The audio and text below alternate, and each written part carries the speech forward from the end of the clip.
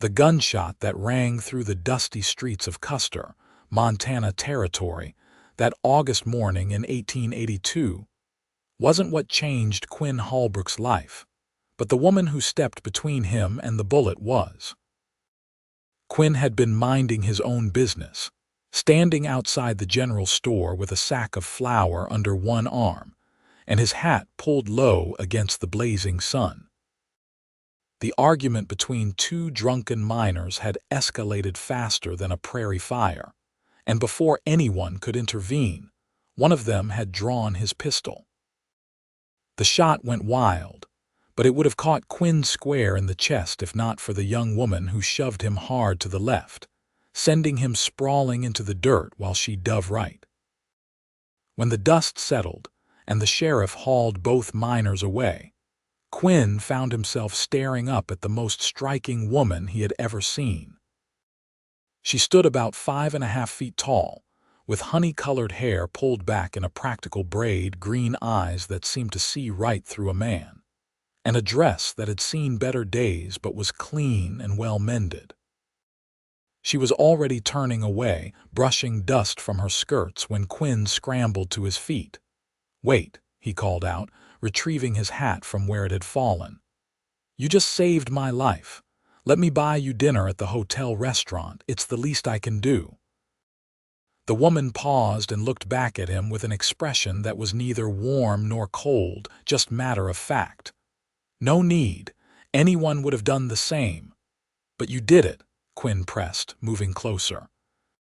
He was a tall man, lean and strong from years of working cattle, with dark hair and blue eyes that usually made women take a second glance.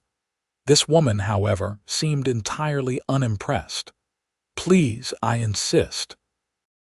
"I don't accept charity," she said firmly, then continued walking down the wooden sidewalk. Quinn stood there for a moment, watching her go, aware that several townspeople were watching the exchange with interest. He had been in Custer for 3 months, having signed on as foreman at the Double R Ranch just outside town. In that time, he had made a decent reputation for himself as a hard-working, honest man. But this woman had just walked away from him like he was nothing more than a tumbleweed.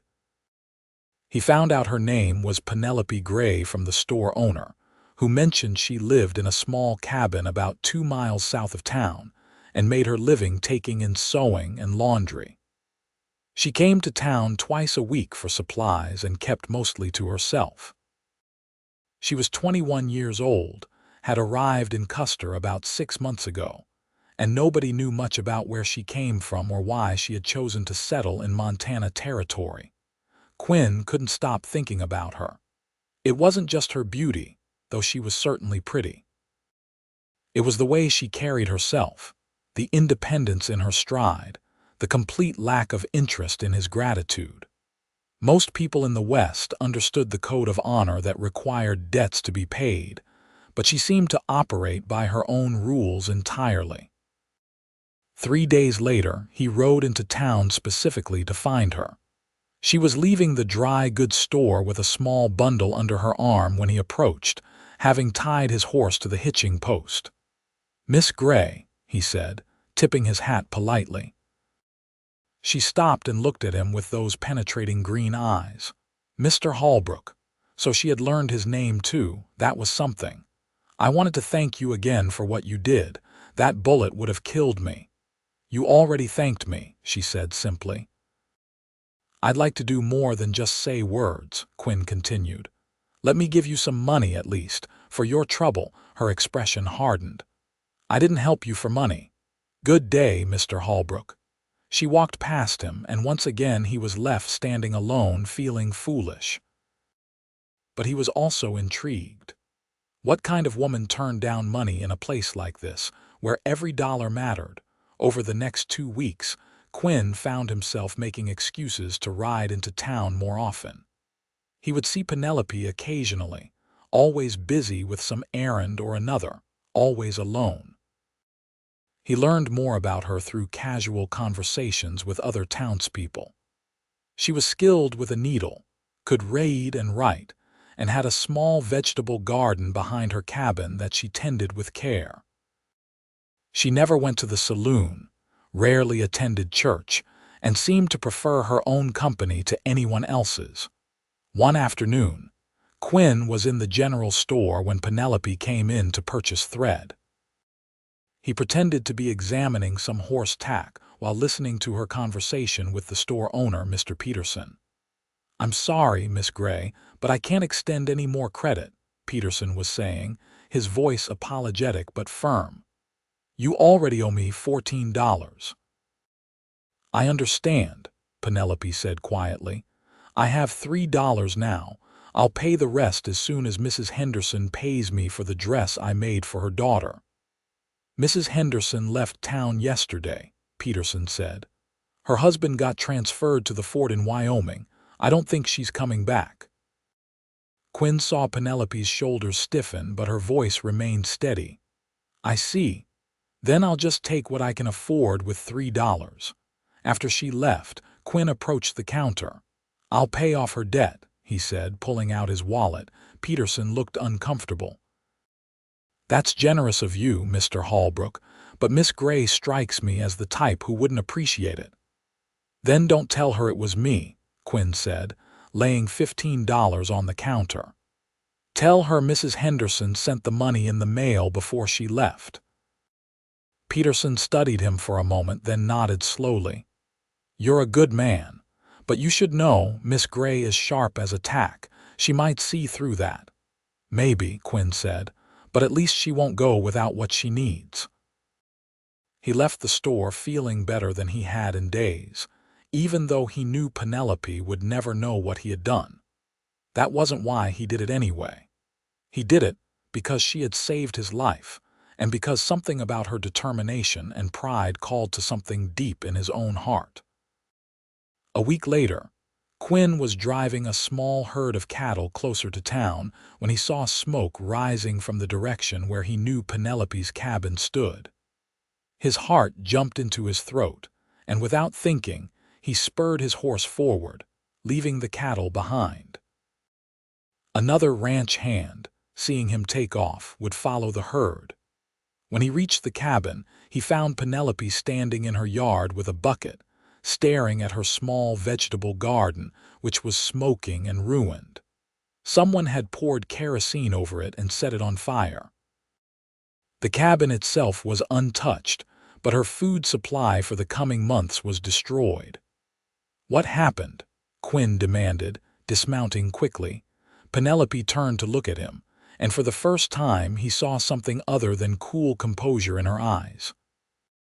There was anger there and hurt, though she was trying hard to hide both.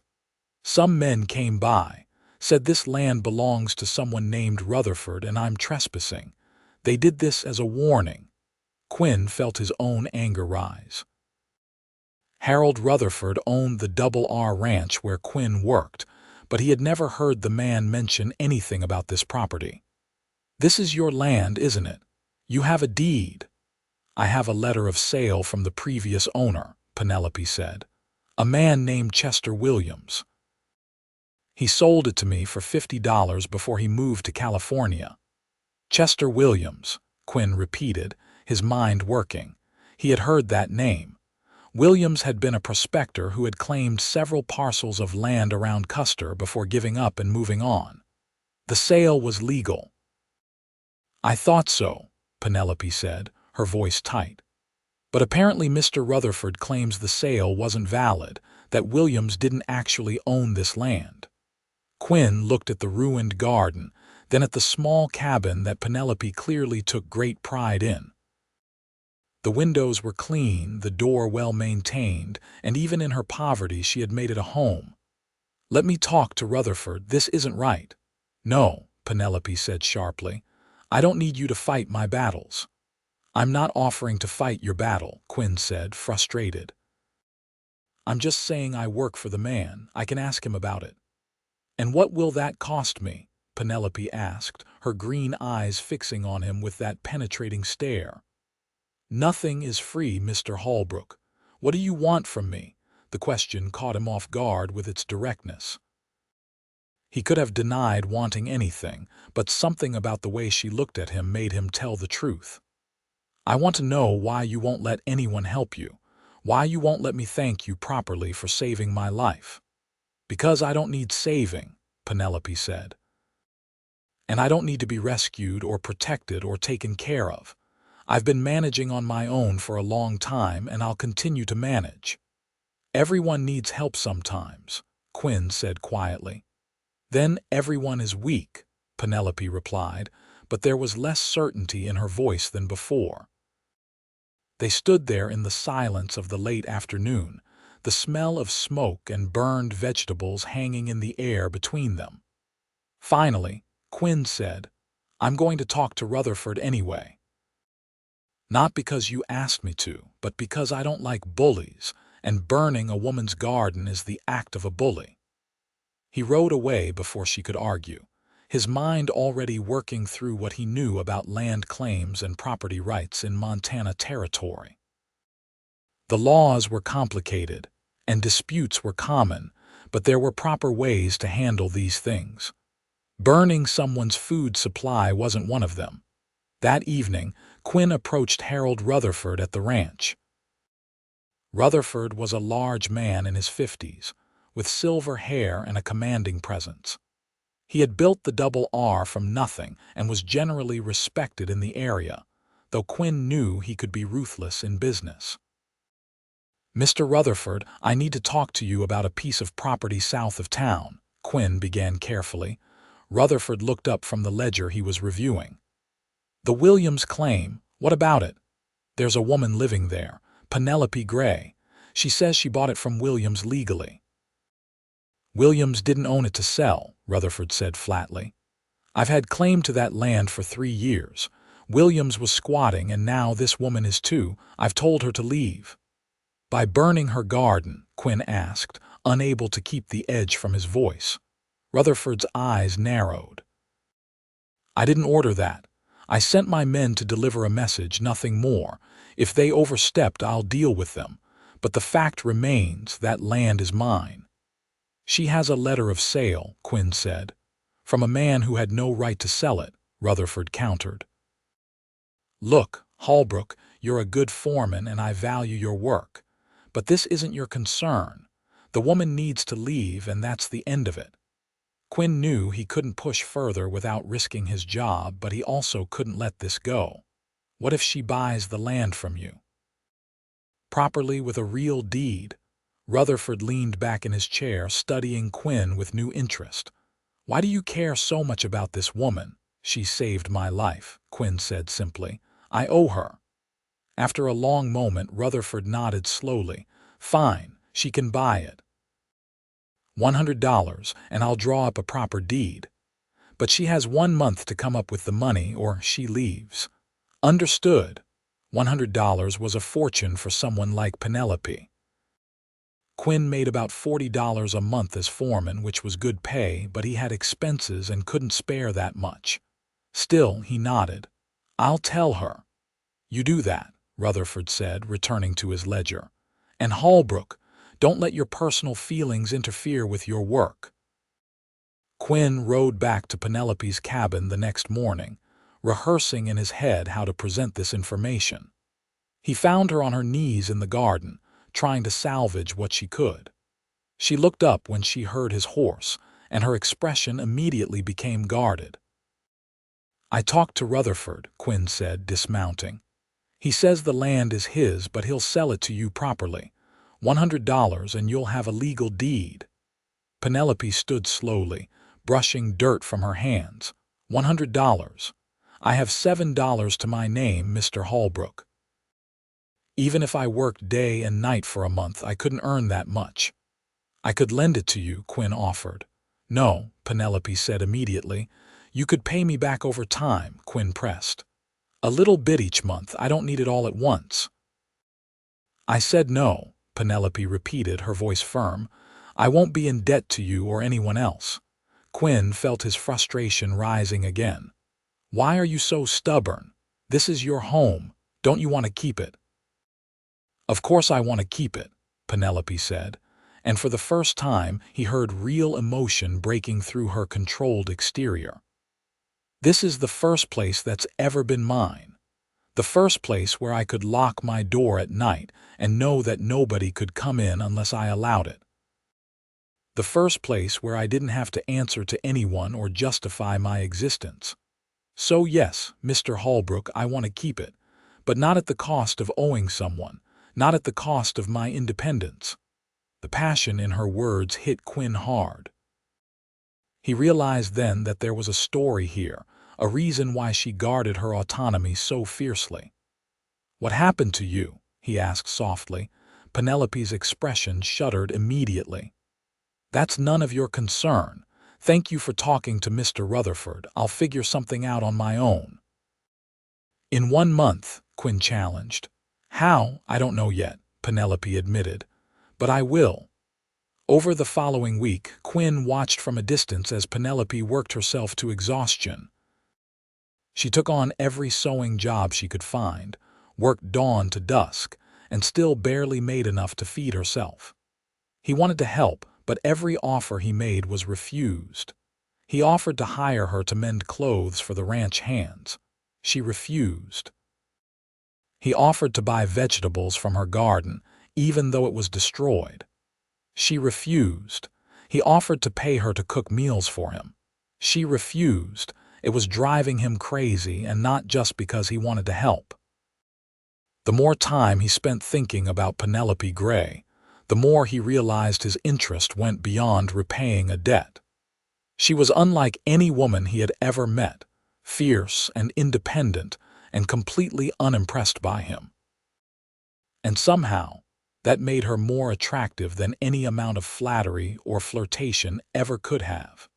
2 weeks after his conversation with Rutherford, Quinn was in town when he overheard several men talking in the saloon.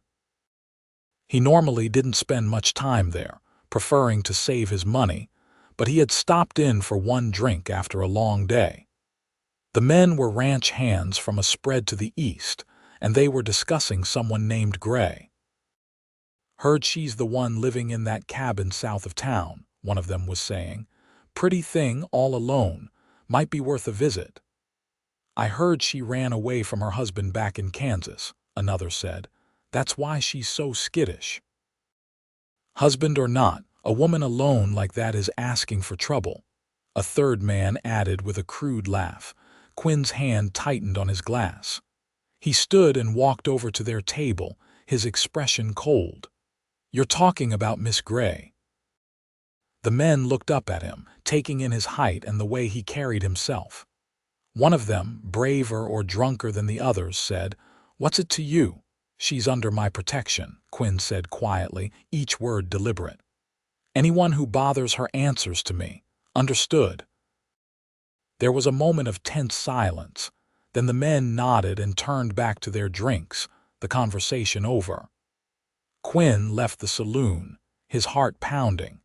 He had just claimed Penelope as being under his protection, which in the social code of the West meant something significant. It meant he was declaring a personal interest in her welfare.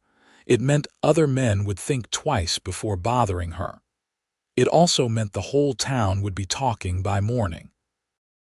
Sure enough, when Quinn rode to Penelope's cabin the next day, she was waiting for him in her yard, her arms crossed and her expression stormy. "I heard what you said in the saloon last night." "News travels fast," Quinn observed. "You had no right," Penelope said, her voice shaking with anger. "No right to claim me as being under your protection, as if I'm your property or your responsibility." "I didn't claim you as property," Quinn said, dismounting. "I stopped some men from getting ideas about bothering a woman who lives alone. That's all." "That's not all, and you know it," Penelope shot back. "In a town like this, when a man says a woman is under his protection, it means something. It means people will assume we have an understanding, or that we're courting, or that you have some claim on me. And would that be so terrible?" Quinn asked, the words coming out before he could stop them. Penelope stared at him. "What?" Quinn took a breath, deciding to put his cards on the table. I'm not going to pretend anymore, Miss Gray. Yes, I wanted to repay you for saving my life, but that's not the only reason I keep coming around. I admire you. I admire your strength and your independence and your determination. I think you're the most interesting woman I've ever met, and yes, I'd like to court you properly if you'd let me. No, Penelope said immediately. Why not? Quinn asked. And don't tell me it's because you don't want to owe anyone anything. Courting isn't about debt. It's about two people getting to know each other. I don't want to be courted, Penelope said, but her voice was less certain than before. Why not? Quinn pressed. What are you so afraid of? I'm not afraid, Penelope said, but her eyes told a different story. They stood there in the morning sun, facing each other like two gunfighters before a draw. Finally, Quinn said quietly, "Whatever happened to you before you came here, whoever hurt you, I'm not that person. I'm just a man who wants to know you better." Penelope's carefully controlled expression cracked just for a moment, and Quinn saw pain flash across her face. "You don't know what you're asking." "Then tell me," Quinn said, moving closer. "Help me understand." For a moment he thought she might actually open up to him, but then her walls came back up and she shook her head. "I think you should leave, Mr. Holbrook, and I think you should stop coming here." "I can't do that," Quinn said simply. "Why not?" Penelope demanded. "Because I think about you every waking moment," Quinn admitted. "Because I've never met anyone like you, and I don't want to let you walk out of my life without at least trying to get to know you. Because I think underneath all that armor you wear, there's a woman who might actually want someone to care about her." "You're wrong," Penelope said, but her voice broke on the words. Quinn wanted to reach for her, to pull her into his arms, but he knew she would bolt if he tried. "So instead," he said, "I'm not going to stop caring about what happens to you. You can refuse every offer I make, push me away as many times as you want, but I'm not going anywhere. That's not a threat, Miss Gray. It's a promise." He rode away before she could respond, his heart aching at the look of confusion and fear on her face. He knew he was pushing too hard, moving too fast, but time was running out. She had less than 2 weeks to come up with the money for her land, and he couldn't stand by and watch her lose her home. That night, Quinn lay awake in his bunk at the ranch, thinking about Penelope's words. She had said this cabin was the first place where nobody could come in unless she allowed it, the first place where she didn't have to answer to anyone. That suggested a past filled with people controlling her, making demands, forcing their way into her life. A husband, maybe, like the men in the saloon had suggested, or a father, or someone else who had hurt her badly enough that she had fled all the way to Montana territory to escape. Whatever the truth was, Quinn knew he couldn't force her to trust him. Trust had to be earned, and clearly, in Penelope's experience, trusting people led to pain.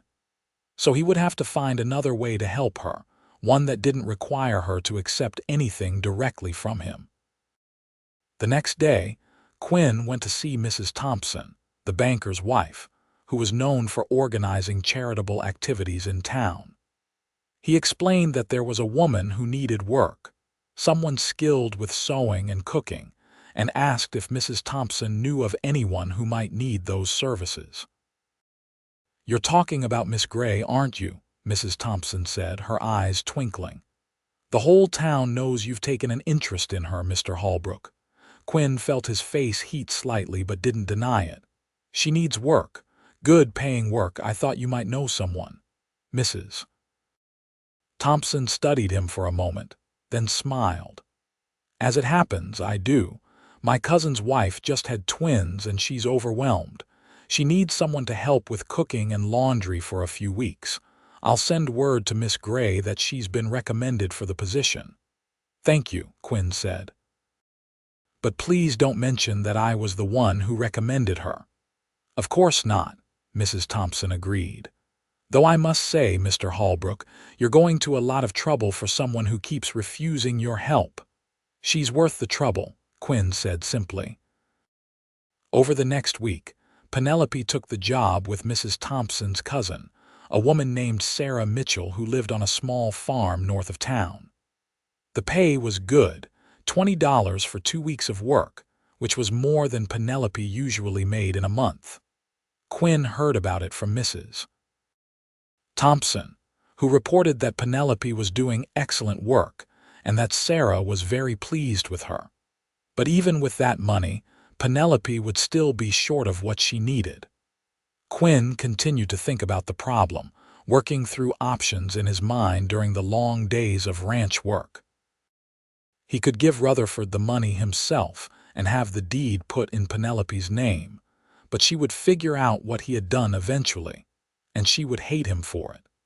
He could try to negotiate with Rutherford for a lower price or more time, but the man had already made his final offer. Then, during a conversation with one of the other ranch hands, Quinn learned something interesting.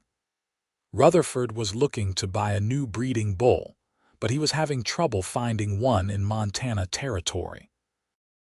The nearest good bull was in Wyoming, and Rutherford didn't want to spare any men to make the 3-week round trip to get it.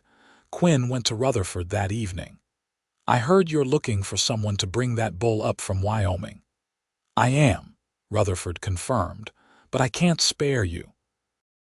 "You're my foreman, I need you here." "I could do it in my own time," Quinn said. "Take a week of unpaid leave. If I do it, will you give Miss Gray more time to pay for her land?" Rutherford leaned back in his chair, a knowing look on his face. "You really are taken with her, aren't you?" Quinn didn't see any point in denying it. "Yes, sir, I am." "All right," Rutherford said after a moment. "You bring me that bull and I'll give her 2 more months. That's the best I can do. It wasn't perfect, but it was something." Quinn accepted immediately and began preparations for the trip to Wyoming. He didn't tell Penelope what he was doing, knowing she would object, but he did ride by her cabin one evening to make sure she was all right. She was sitting on her small porch, mending a shirt in the fading light. When she saw him, she didn't immediately tell him to leave, which Quinn took as progress. "Hello, Miss Gray. Mr. Holbrook," she said, her tone neutral. "I'm going to be away for a few weeks," Quinn said, "heading to Wyoming on business for the ranch." Something flickered in Penelope's eyes, an emotion he couldn't quite read. "I see."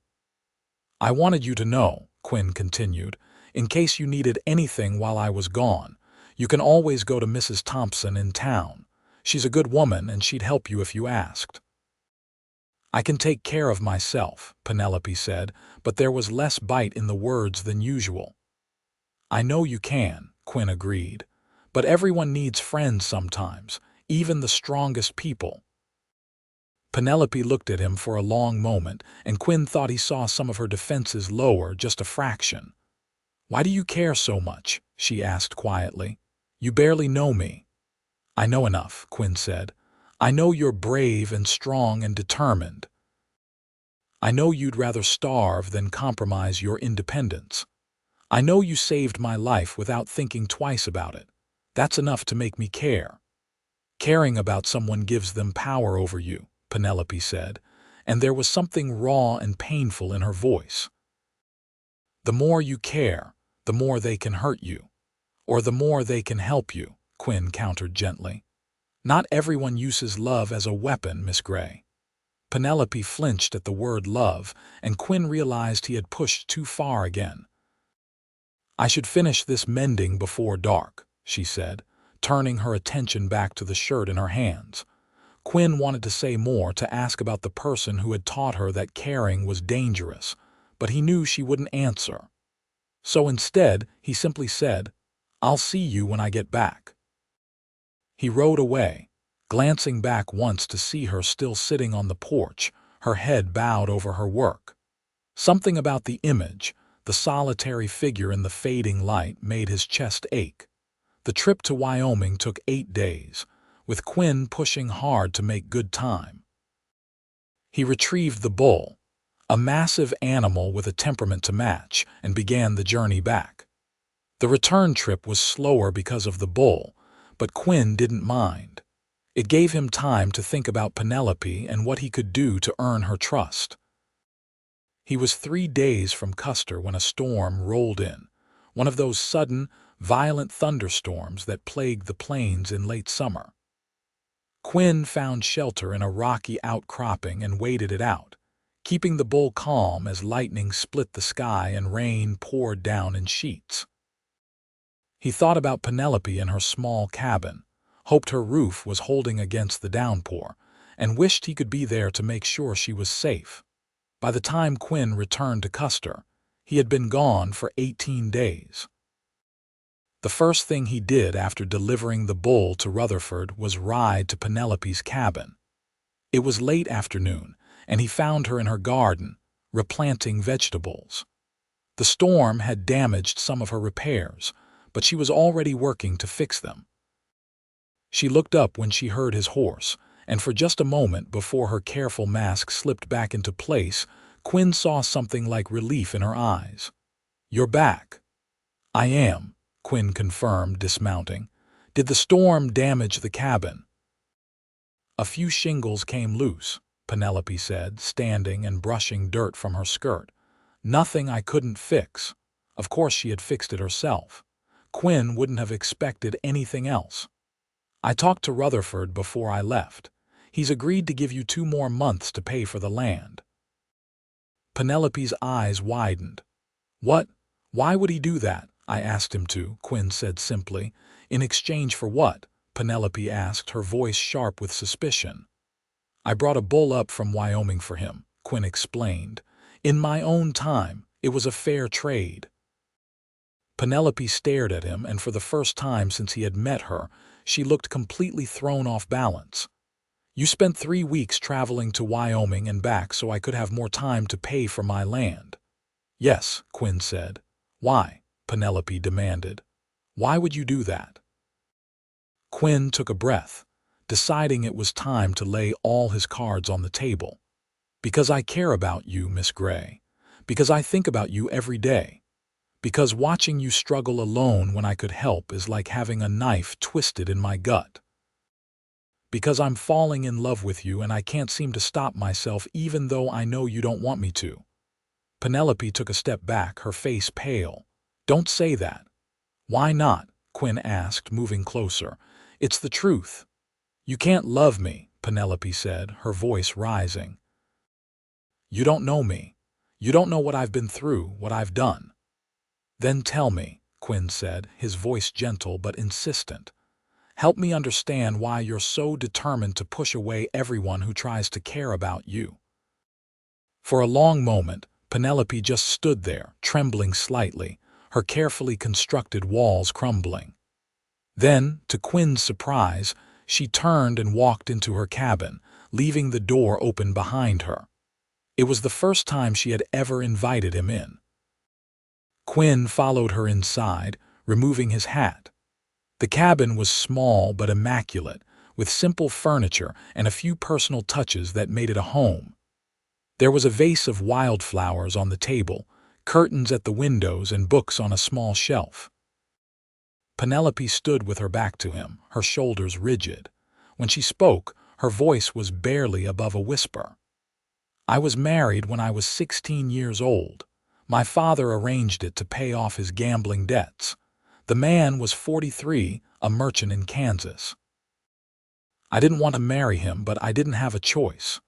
Quinn felt anger rise in his chest but kept silent, knowing she needed to tell this in her own way.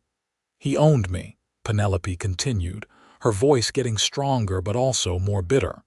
"That's what he used to tell me.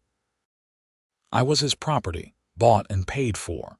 He controlled everything I did, everyone I spoke to, everywhere I went. If I disobeyed, he would lock me in the cellar. If I talked back, he wouldn't feed me. If I tried to leave, he would find me and bring me back." Quinn's hands clenched into fists at his sides. He had known something bad had happened to her, but hearing the reality was worse than he had imagined. "I endured it for 4 years, Penelope said. 4 years of being told I was worthless, that nobody would ever want me, that I should be grateful he had married me at all. And then one day, he beat me so badly that the doctor told him if he hit me again, I would die. That night, while my husband was at his store, I took what little money I had hidden away and I ran. She turned to face Quinn then, her eyes bright with unshed tears. I've been running for over a year. I went from Kansas to Colorado, from Colorado to Montana. I took whatever work I could find, slept wherever I could, and saved every penny. When I found this cabin and the chance to buy it, I thought finally I would have something that was mine. A place where no man could control me or hurt me or own me. And then I came along, Quinn said quietly, understanding at last. And then you came along, Penelope confirmed. Offering help, trying to take care of me, making decisions about my life. It didn't matter that you meant well. All I could see was another man trying to control me, trying to own me through my debt to him. Quinn felt his heart break for her, for everything she had endured and for the way his actions, however well-intentioned, must have felt like a threat. "I'm sorry," he said. "I never meant to make you feel that way. I was just trying to help because I care about you." "I know that now," Penelope said, wiping at her eyes. "But caring about someone, depending on them, opens you up to being hurt, and I swore I would never let anyone have that power over me again." Quinn moved closer slowly, giving her time to move away if she wanted. She didn't. When he was close enough to touch her, he said, "What if I told you I don't want to own you or control you? What if I told you that what I admire most about you is your strength and independence, and I would never try to take that away?" "How do I know that?" Penelope asked, her voice breaking. "How do I know you won't change once I let my guard down? That's what he did. He was charming when we were courting, made my father believe he was a good man. And then once we were married, once I had no way out, he showed his true nature." "You don't know," Quinn admitted. "I can't give you any guarantees, Penelope. All I can do is show you through my actions that I'm not him, that I respect you and admire you and want to build something with you, not tear you down." Penelope looked up at him, searching his face for something. "You used my first name." "Is that all right?" Quinn asked. She nodded slowly. "It's been so long since anyone called me by my name. He always called me woman or girl or other things I won't repeat." Quinn felt another surge of anger toward the man who had hurt her so badly. "Your name is beautiful. You're beautiful. And you're the strongest person I've ever met." "I don't feel strong," Penelope whispered. "I feel tired. Tired of fighting, tired of being alone, tired of being afraid." "Then let me help carry some of that burden," Quinn said. "Not because you're weak, but because that's what people who care about each other do. They share the load." Penelope closed her eyes and a single tear tracked down her cheek. "I'm so scared." "I know," Quinn said gently, "but I'm not going anywhere. Whatever you decide, however long it takes, I'll be here." They stood there in the small cabin as the afternoon sun slanted through the windows. Two people damaged in different ways, reaching for connection despite their fears. Finally, Penelope said, "I need time. I can't just let you in all at once. It's too much."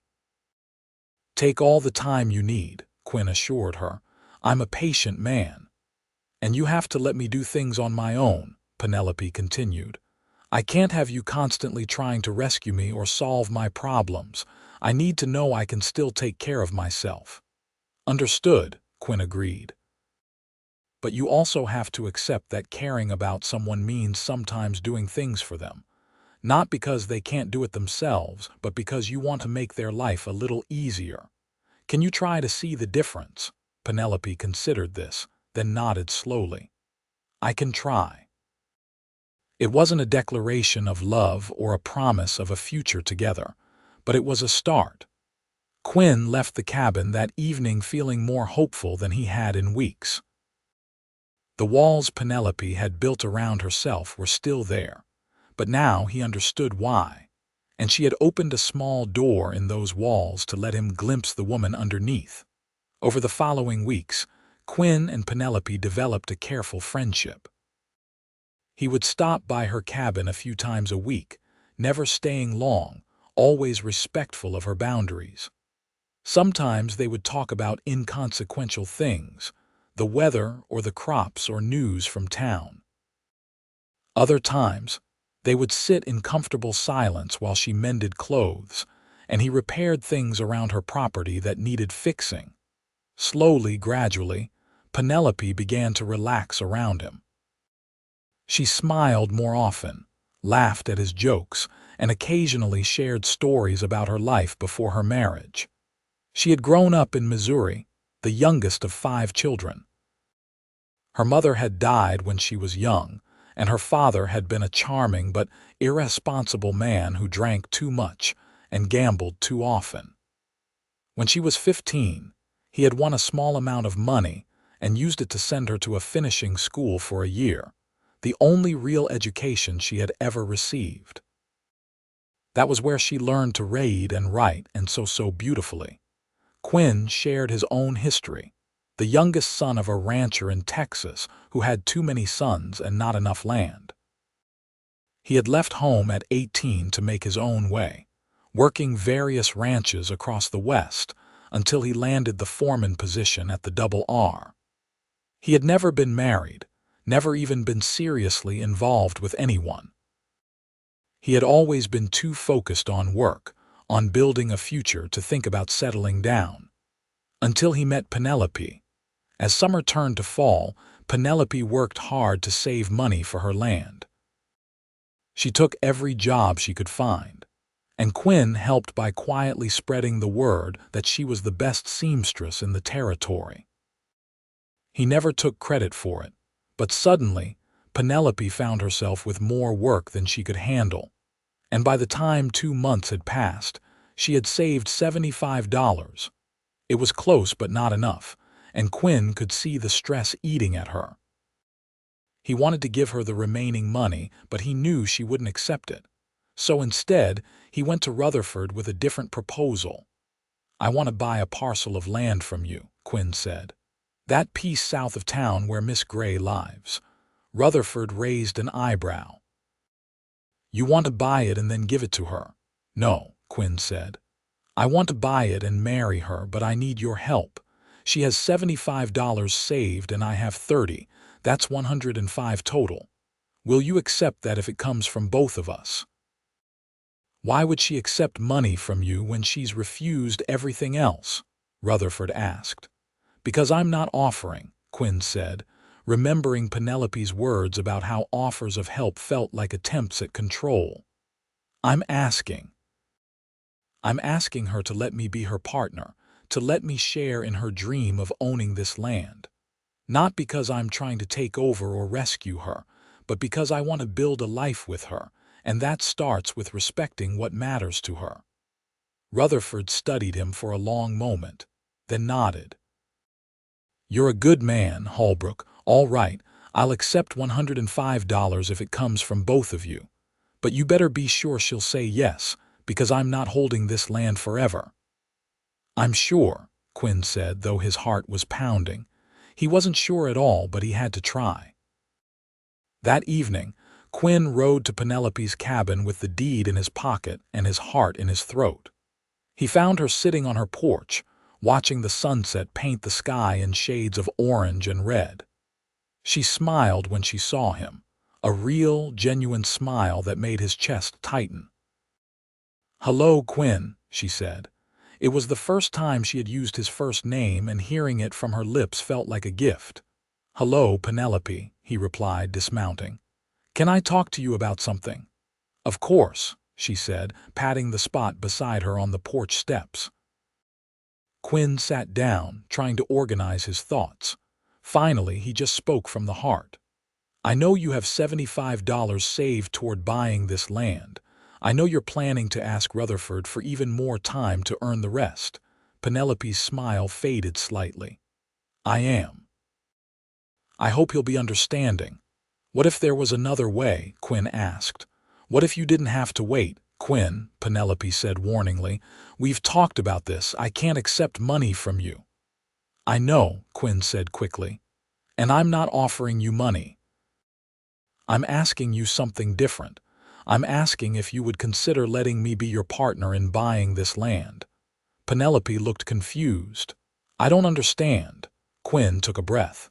You have $75, I have 30. Together, we have 105, which is more than enough to buy this land from Rutherford. But here's the thing. I'm not offering to give you my money. I'm asking if you'll let me invest in our future together. If you'll let me be part of this dream you have, not as someone who's rescuing you, but as someone who wants to build a life with you. Penelope stared at him, her green eyes wide and uncertain. What are you saying? I'm saying I love you, Quinn said, the words coming easier now that he had started. I'm saying I want to marry you if you'll have me. I'm saying I don't want to own you or control you or take away your independence. I want to be your partner, your equal, someone you can depend on and who depends on you. I want to wake up next to you every morning and fall asleep beside you every night. I want to help you plant your garden and fix your roof and watch the sunset from this porch for the rest of my life. Tears were streaming down Penelope's face now, but she was smiling too, that careful mask she always wore completely gone. You really mean that? Every word, Quinn confirmed. But I need you to understand something. I'm not offering this to you like some kind of gift or charity. I'm asking you to let me in, to trust me, to build something together. That's different. An offer implies you're passive, that you're receiving something. But I'm asking you to actively choose me, choose us, choose to let yourself be loved and to love in return. Penelope let out a sound that was half laugh, half sob. You really understand, don't you? The difference between offering and asking. I'm trying to, Quinn said. I know you need to maintain your independence and your sense of self, but I also know that love doesn't have to mean losing yourself. It can mean finding more of yourself, becoming stronger together than you ever could alone. Penelope reached for his hand, the first time she had willingly touched him since they met. Her hand was small in his, work roughened and strong. I'm terrified, she admitted. Terrified of trusting you, terrified of being hurt again, terrified of losing myself. I know, Quinn said, squeezing her hand gently. And I can't promise you'll never be hurt or disappointed. I'm just a man, Penelope, I'll make mistakes. But I can promise that I will never deliberately hurt you, never try to control you, and never make you feel like you're anything less than my equal. They sat there as the sun dipped below the horizon, and the first stars began to appear in the darkening sky. Finally, Penelope said, Ask me again. Ask me properly. Quinn's heart leaped. He stood and pulled her to her feet, then dropped to one knee right there on her porch. Penelope Gray, will you marry me? Will you let me be your partner and your friend and your husband? Will you trust me with your heart, knowing I'll guard it with my life? Will you build a future with me, here on this land in this place that means so much to you? Penelope looked down at him, her face illuminated by the rising moon, and said the word that changed everything. Yes. Quinn stood and pulled her into his arms, and she came willingly, wrapping her arms around his neck. When he kissed her, it was gentle and reverent, a promise sealed with lips and breath, and the wild beating of two hearts learning to trust again. They were married 2 weeks later in a simple ceremony at the church in Custer, with Mrs. Thompson and her husband as witnesses. Penelope wore a dress she had made herself, simple but beautiful, and Quinn wore his best suit. When the preacher pronounced them husband and wife, Quinn kissed his bride with all the love and tenderness he felt. And for the first time since he had known her, Penelope looked completely at peace. The next day, they went together to Rutherford's office and counted out $105 on his desk. Rutherford drew up a deed to the land that bore both their names, Quinn Holbrook and Penelope Holbrook, equal partners in ownership. When Penelope saw both their names on the document, she cried again, but these were tears of joy. Life settled into a comfortable rhythm. Quinn continued working as foreman at the Double R, but he now came home each evening to Penelope and the small cabin that was now truly theirs. They worked together to expand the cabin, adding a second room and a better kitchen. Penelope continued taking in sewing work, not because they needed the money, but because she enjoyed it and took pride in her skill. As the months passed, their love deepened. Quinn learned Penelope's ways, learned when she needed space and when she needed comfort, learned that sometimes the best way to show love was to step back and let her handle things herself. Penelope learned to accept help without seeing it as a threat, learned that Quinn's offers of assistance came from love, not a desire to control, learned that letting someone in didn't mean losing herself. They had their disagreements, of course. Penelope's hard-won independence sometimes clashed with Quinn's protective instincts, but they learned to talk through their problems, to compromise, to see things from each other's perspective. And through it all, their love grew stronger. Spring came, and with it, news that made them both nervous and excited. Penelope was pregnant. Quinn was overjoyed, but Penelope was terrified. Her own mother had died in childbirth, and she had never imagined herself as a mother, had never dared to dream of a family after her first marriage had been such a nightmare. Quinn held her through her tears and fears, reassuring her that she would be a wonderful mother, that he would be there every step of the way, that they would face this together. And slowly, Penelope's fear transformed into hope. Their son was born on a cool October morning in 1883, delivered by the doctor from Custer with Mrs. Thompson assisting. It was a long, difficult labor, and there were moments when Quinn feared he would lose either Penelope or the baby or both. But both mother and child came through safely, and when the doctor placed the squalling infant in Quinn's arms, he felt a love so profound it brought him to his knees. They named him William Chester Holbrook, William after Quinn's father and Chester after the man who had originally sold Penelope the land, setting in motion the chain of events that brought them together. Little Will, as they called him, had his mother's green eyes and his father's dark hair, and from the moment he entered the world, he owned both their hearts completely. Penelope blossomed as a mother in a way that surprised them both. All the fierce protectiveness she had once directed at guarding her independence now poured into caring for their son. She was tender and loving but also strong, determined to raise Will to be both kind and capable. Quinn watched his wife with their son and felt his love for her grow even deeper. She had been through so much, survived so much, and now she was creating the family and home she had always deserved but never had. He made a silent promise to himself that he would spend the rest of his life making sure she always felt safe and loved and valued. When Will was 6 months old, Penelope surprised Quinn by suggesting they invite his family to visit. Quinn had mentioned them occasionally, had written letters home telling them about his marriage and the birth of their grandson, but he had never pushed Penelope to meet them, knowing large gatherings still made her uncomfortable. "Are you sure?" Quinn asked. "It'll be a lot of people." "I have 4 brothers and 3 sisters, plus their spouses and children. I want Will to know his family," Penelope said, "and I want to meet the people who made you into the man you are." So Quinn sent word to Texas, and 2 months later, a small caravan of Holbrooks descended on Custer.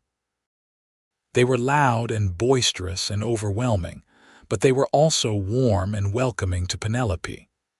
Quinn's mother, a strong woman named Margaret, took one look at Penelope and pulled her into a hug, whispering, Thank you for making my son so happy."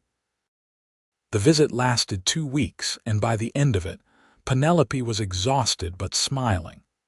She had never had a real family before, and the Holbrooks, with all their noise and chaos and unconditional love, showed her what family could be. Years passed, marked by small moments of joy and occasional challenges. Quinn was promoted to ranch manager when Rutherford decided to semi-retire, which came with better pay and more responsibility. They used the extra money to buy more land, expanding their property and building a larger house, though they kept the original cabin as a guest house and a reminder of where they had started. When Will was 3, Penelope gave birth to twin daughters, Grace and Rose, who inherited their mother's beauty and their father's easy temperament. The house that had once been so quiet with just Penelope was now filled with the noise and laughter of children, and Quinn often thought about how far they had both come from those first tense encounters in the streets of Custer. One evening, when the children were asleep and Quinn and Penelope were sitting on the porch of their new house watching the sunset, Penelope said, "Do you ever think about that day when we met, when I pushed you out of the way of that bullet?" "All the time," Quinn admitted. "That was the luckiest day of my life. I remember being so angry with you," Penelope said with a smile. "You kept offering to help me, and all I could see was another man trying to control me." "And I remember being so frustrated," Quinn replied. "I couldn't understand why you kept refusing everything." "We were both so stubborn," Penelope said. "We still are," Quinn pointed out, and Penelope laughed. "True," she agreed. She was quiet for a moment, then said, "You know what changed everything for me? When you said you weren't offering, you were asking. That made all the difference." "I know," Quinn said, taking her hand. "You needed to know you had a choice, that you had power in the situation." "Exactly," Penelope said. "With him, with my first husband, I never had choices. Everything was decided for me. But you gave me the power to choose, to decide for myself what I wanted. You showed me that love doesn't have to mean surrender." "Love should be a partnership," Quinn said. "Two people choosing each other every day. You know what?" Penelope said, leaning her head on his shoulder. "I choose you. Every day I choose you." "And I choose you," Quinn replied, kissing the top of her head. They sat there in comfortable silence, watching the sun paint the sky in brilliant colors, their hands intertwined. In the distance, they could see the lights of Custer beginning to twinkle as darkness fell. The town had grown over the years, more people arriving as Montana Territory developed and prospered. "Will is asking about getting a horse of his own," Penelope said eventually. "He's still young," Quinn replied, "but maybe next year I could teach him to ride properly." "He's already riding," Penelope pointed out. "You've been sneaking him onto your horse for months." Quinn grinned sheepishly. "I thought you didn't know about that. I'm his mother." "I know everything," Penelope said with mock sternness, then softened. "Besides, I like seeing you two together. You're a good father, Quinn." "I learned from the best," Quinn said. "My father wasn't perfect, but he taught me what it means to be a man. Honor, hard work, taking care of your family." "And love," Penelope added. "Don't forget love." "Never," Quinn promised. As the years continued to pass, their family grew even more. When Will was 8, Penelope gave birth to another son, James, named after Quinn's grandfather. The boy was the spitting image of his father, with the same easy smile and gentle nature. The children grew up strong and healthy, learning to work the land, to read and write, to treat others with respect and kindness. Penelope never forgot where she came from or what she had survived. She made it her mission to help other women in difficult situations, quietly providing assistance to those who needed it. She used her sewing skills to teach young women a trade, gave refuge to those fleeing bad situations, and became known throughout the territory as someone who could be trusted. Quinn supported her in this work, understanding that it was Penelope's way of transforming her pain into something positive. Together, they helped dozens of women over the years, some of whom went on to build successful lives of their own. One particularly memorable case involved a young woman named Sarah who arrived in Custer fleeing an abusive father. She was only 19, scared and alone, with nothing but the clothes on her back. Penelope took her in without hesitation, and she lived with the Holbrook family for 6 months while learning to sew and save money. Eventually, Sarah met a kind young rancher and married him, but she never forgot the family that had helped her when she needed it most. "You're making a real difference," Quinn told Penelope one night after Sarah's wedding. "You're changing lives." "I'm just doing what I wish someone had done for me," Penelope replied. "When I was trapped in my first marriage, I felt so alone. If I had known there was someone who would help me, who would believe me and support me, maybe I wouldn't have spent so many years suffering." "You're that person now," Quinn said. "You're the help you needed." Penelope smiled, though her eyes were sad. "I just wish I could do more." There are so many women out there trapped in situations they can't escape. "You're doing what you can," Quinn assured her. "And that matters. Every woman you help is a life changed, a future saved." When Montana achieved statehood in 1889, the whole territory celebrated. Quinn and Penelope brought their children to the festivities in Helena, the new state capital. Will, now 6 years old, was fascinated by the speeches and parades. The twins, 3 years old, were more interested in the food vendors and games. Little James, just a year old, slept peacefully through most of it in his mother's arms. Standing there with his family, surrounded by the excitement and hope of a new state being born, Quinn reflected on how much his life had changed since that day 8 years ago when a bullet had nearly ended everything.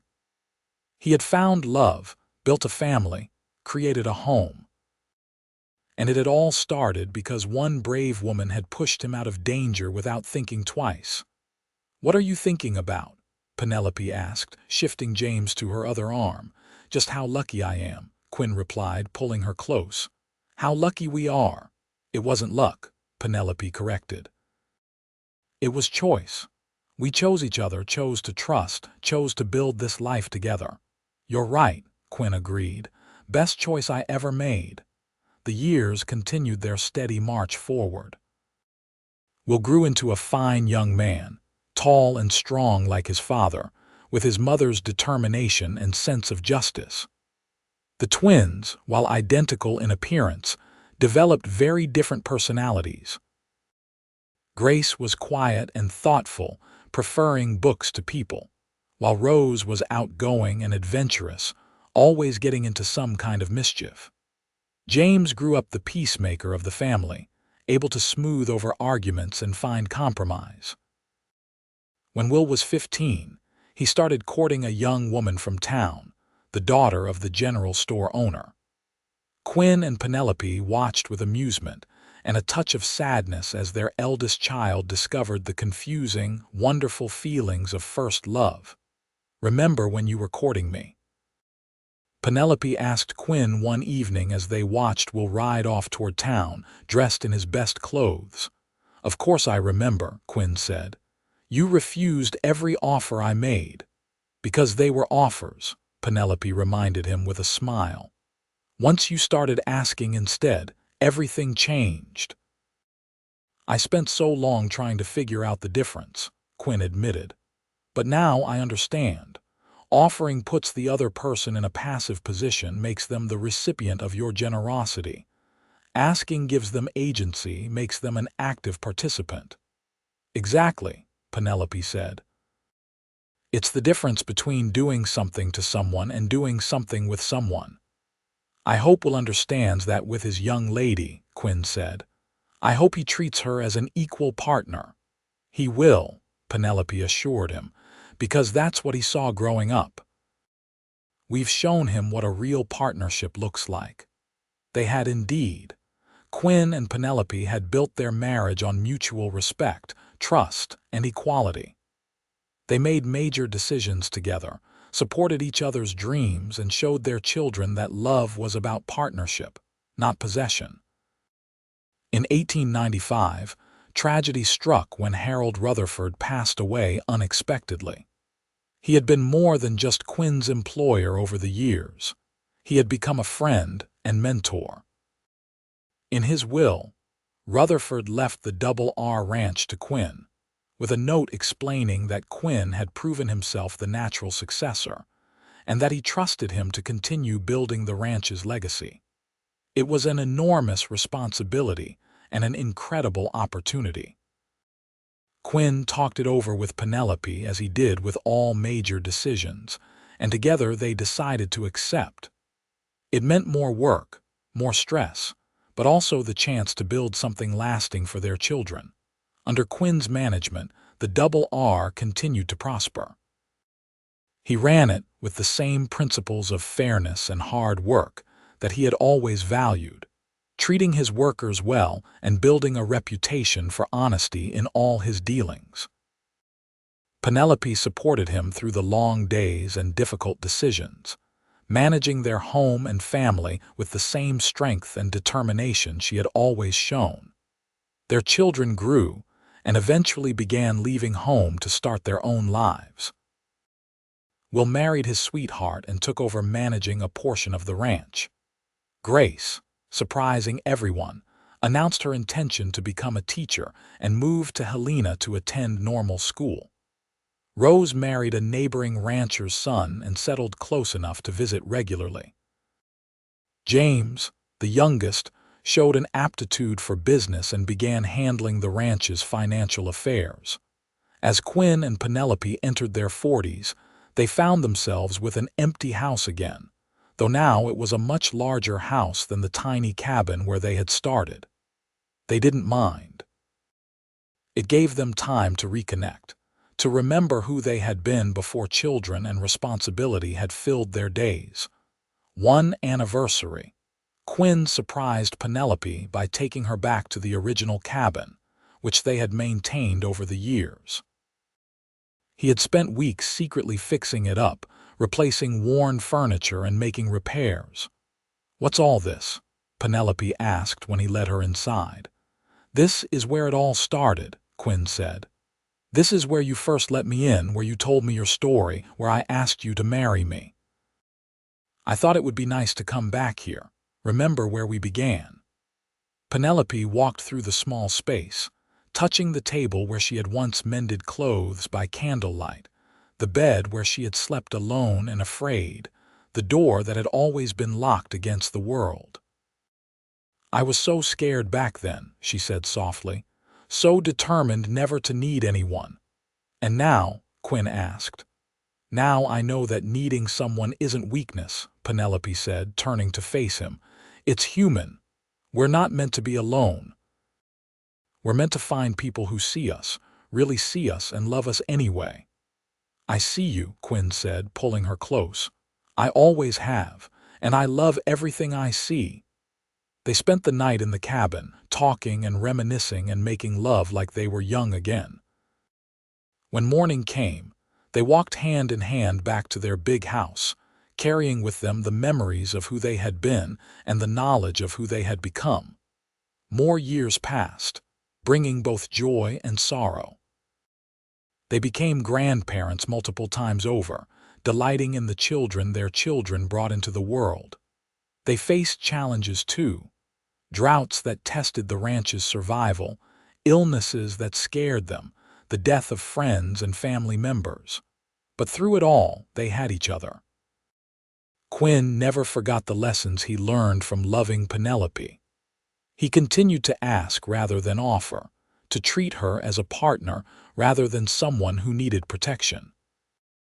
And Penelope never forgot what it felt like to be truly loved, to be valued not for what she could provide but simply for who she was. When they were in their 60s, sitting once again on that same porch watching another sunset, Penelope said, "You know, if someone had told me when I first came to Custer that I would end up happy, I wouldn't have believed them. No, Quinn asked, his hand finding hers automatically. No, Penelope confirmed. I thought happiness was something other people got, not me. I thought the best I could hope for was survival. And now, Quinn asked. Now I know I was wrong, Penelope said. I didn't just survive, I thrived. We built something beautiful together, Quinn. A family, a home, a life full of love. We did, Quinn agreed. And it all started because you were brave enough to trust me, even when everything in your past told you not to. It started because you were patient enough to wait for me, Penelope corrected. And because you understood what I needed before I understood it myself. They sat in comfortable silence as the sun dipped below the horizon, painting the Montana sky in shades of gold and crimson. Around them, their land stretched out in all directions, rich and productive. In the distance, they could see lights from their children's homes, the next generation carrying on what they had built. "Do you have any regrets?" Quinn asked eventually.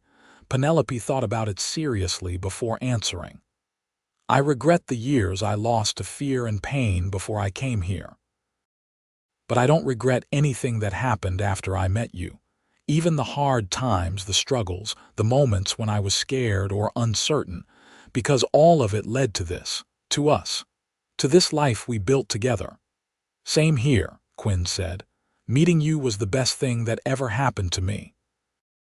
You challenged me, changed me, made me better than I was." "We made each other better," Penelope said. "That's what real love does. It doesn't complete you or fix you. It inspires you to complete and fix yourself." As the stars began to appear in the darkening sky, Quinn thought about the journey they had taken together. From that first moment when Penelope had pushed him out of the way of a bullet, through all the time she had refused his offers of help, to the moment when he finally understood to ask instead of offer, and through all the years since. It had been a long road, not always easy, but always worth it. "I love you," he said simply. "I love you too," Penelope replied. "Today, tomorrow, and always." They remained there long into the evening, two people who had found each other against all odds, who had built a life together based on respect and partnership and deep, abiding love. The kind of love that didn't demand or control, but instead lifted up and supported. The kind of love that transformed wounds into wisdom and fear into courage. The kind of love that lasted a lifetime and beyond. In the years that followed, Quinn and Penelope continued to be active in their community and their families' lives. They watched their grandchildren grow, celebrated marriages and births, mourned losses together.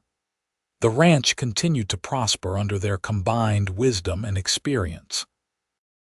When Quinn was 70, he officially retired from day-to-day management of the ranch, though he still consulted on major decisions.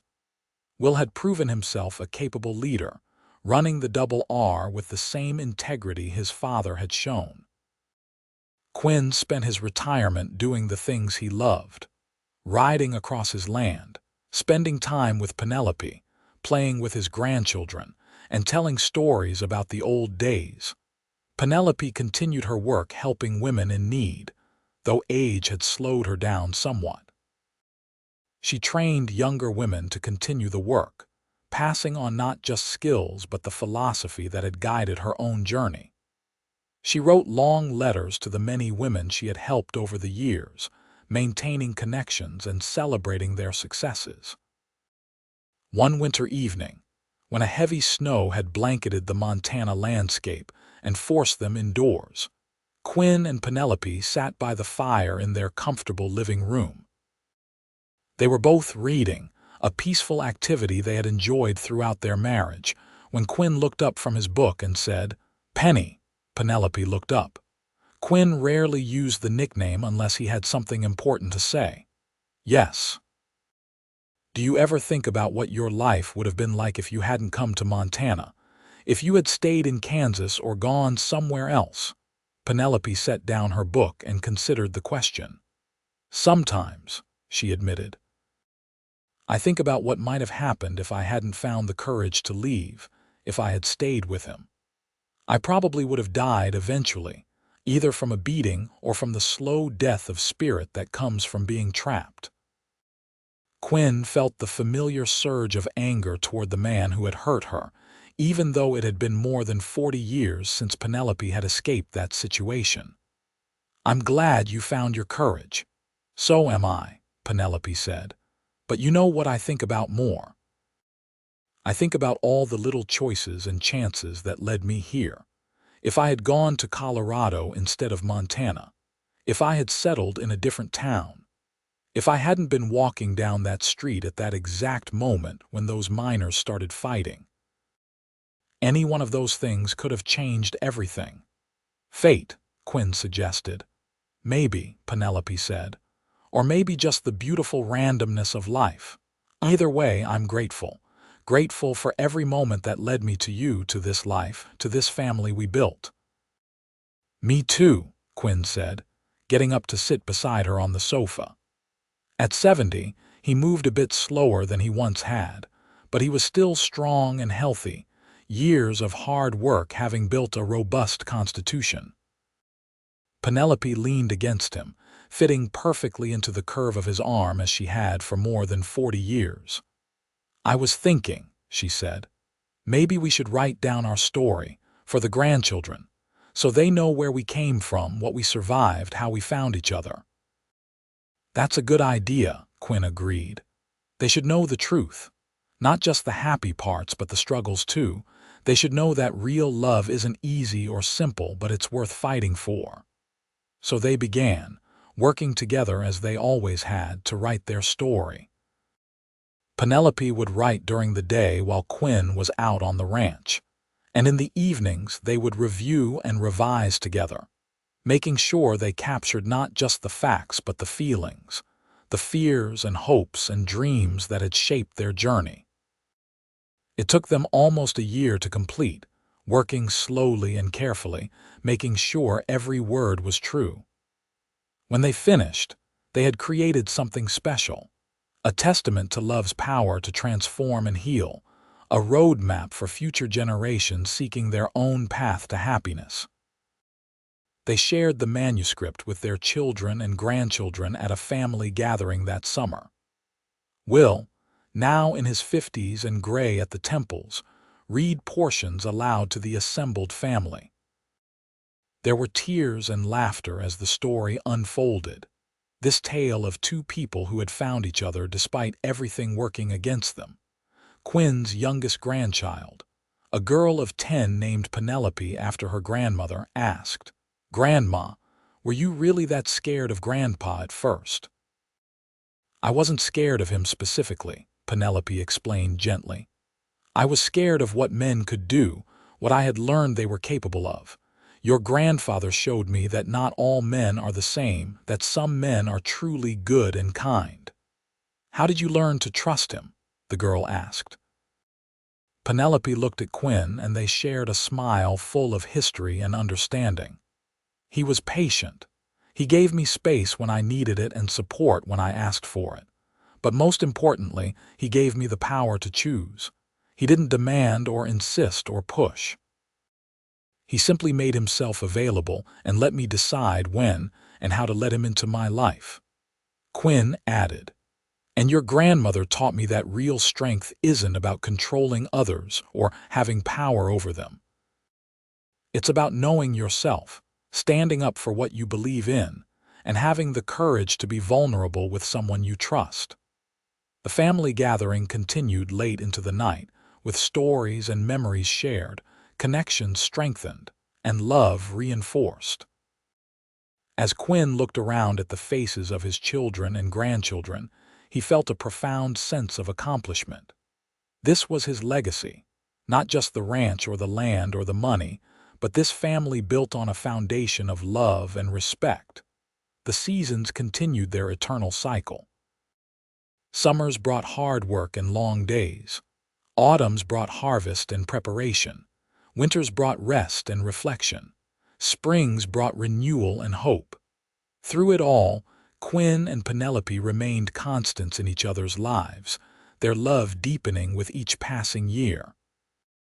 When Quinn was 78 and Penelope 75, they decided to make one final trip back to the original cabin. It had become something of a tradition over the years, these visits to where their story began, but both sensed this might be their last. They spent the afternoon there, sitting on the porch steps as they had so many times before, remembering and reflecting. The cabin was well maintained, preserved as a reminder of their humble beginnings, but neither of them needed the physical structure to remember. Those memories were etched into their hearts.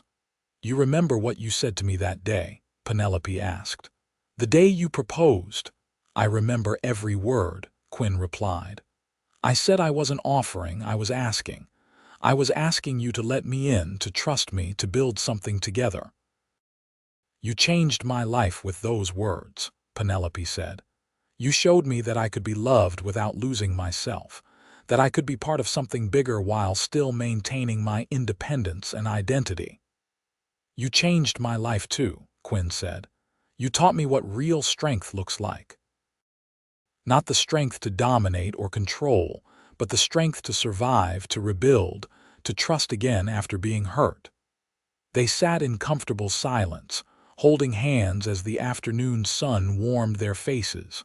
Finally, Penelope said, "I want you to know something, Quinn. If I had to do it all over again, knowing everything that would happen, every struggle and challenge and moment of fear, I would still choose you. Every single time I would choose you." Quinn felt tears prick his eyes. At 78, he wasn't ashamed to cry, not anymore. "And I would choose you. I would wait however long it took, say whatever words you needed to hear, because a life with you has been worth everything." When the sun began to set, casting long shadows across the Montana landscape they had called home for so many decades, Quinn helped Penelope to her feet. They walked slowly back to their house, supporting each other as they always had, two people who had become one without either losing their individual identity. That night, lying in bed with Penelope curled against his side, Quinn felt a deep sense of peace. He had lived a good life, a full life, a life rich with love and meaning. Whatever time remained, he would spend it just like this, grateful for every moment, cherishing the woman beside him, and celebrating the beautiful, improbable story they had written together. The years treated them kindly. Both Quinn and Penelope lived into their mid-80s, healthy and active until nearly the end. When Quinn finally passed away in his sleep at 86, Penelope was holding his hand, just as she had been holding it for more than 60 years. He went peacefully, surrounded by family, his last words a whispered "I love you" to his wife. Penelope grieved deeply, but not bitterly. She had known this day would come eventually. Rather than collapsing under the weight of loss, she chose to celebrate what they had built together. She spent her final years ensuring their story would be remembered, that future generations would know about the cowboy who understood that asking was different from offering, and the woman who had been brave enough to say yes. She passed away 2 years after Quinn, also peacefully, in her sleep. Their children found her with a smile on her face and a letter in her hand. A love letter Quinn had written to her decades earlier, worn soft from being read countless times. They were buried side by side on a hill overlooking the land they had built together, with a simple headstone that read, "Quinn and Penelope Holbrook, partners, equals, forever in love." Their story didn't end with their deaths, though. It lived on in their children and grandchildren and great-grandchildren, in the values they had instilled and the example they had set. It lived on in the women Penelope had helped over the years, many of whom went on to help others in turn, creating a ripple effect of compassion and support that spread far beyond Montana. It lived on in the land itself, the ranch that still bore the Double R brand, now run by Quinn's great-grandchildren. It lived on in the small cabin that was preserved as a historical site, a reminder of humble beginnings and the transformative power of love. But most of all, it lived on in the lesson they had taught through their lives. That real love is about partnership and respect. That offering implies power over someone while asking grants them power too. That the strongest relationships are built between equals who choose each other freely and completely. Their story became something of a legend in Custer, Montana, the tale of the cowboy and the woman who refused every offer until he understood to ask instead. Parents told it to their children, who told it to their children in turn. It became a reminder that love requires understanding, patience, and respect. That true partnership means granting the other person agency and choice. And somewhere in whatever comes after this life, Quinn and Penelope were together still, their love story continuing into eternity, proof that when two people truly see each other, truly respect each other, and truly choose each other, they create something that transcends time itself.